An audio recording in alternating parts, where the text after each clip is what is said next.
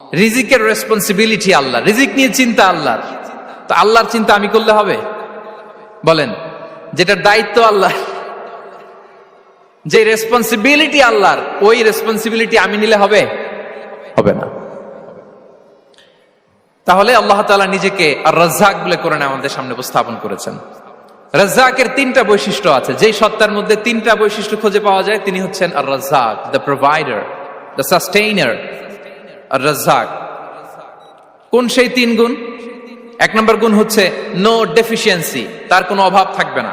Who continuously provide sustenance to his creatures, যে লাগাতার নিয়মিত প্রতিনিয়ত তার সৃষ্টিকে রিজিক দেন এবং গোটা বিশ্বকে রিজিক সরবরাহ করতে যে তার ধনভাণ্ডারের 1 ইঞ্চিও কমে না। সুবহানাল্লাহ বিহামদি।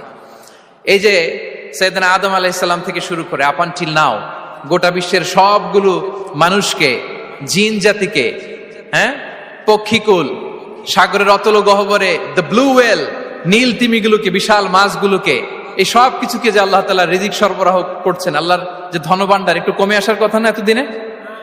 কি বলেন? এত হাজার হাজার বছর রিজিক দেওয়ার পরেও তার ধনভাণ্ডার কমে নাই? না।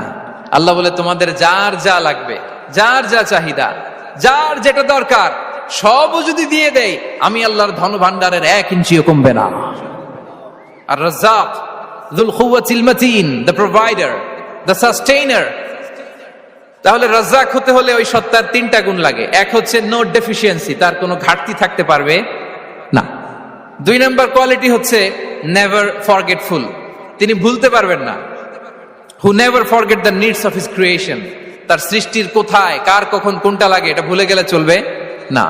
ধরেন তিনি নর্থ আমেরিকাতে, এখানে কানাডায় যারা আছে, আমেরিকাতে যারা আছে, তাদেরকে রিজিক দিচ্ছে। ওদিকে সাউথ আমেরিকাতে, ব্রাজিলে, আর্জেন্টিনার জঙ্গলে কিছু জনগোষ্ঠী রয়ে গেছে, এদের কথা আল্লাহ ভুলে গেছে।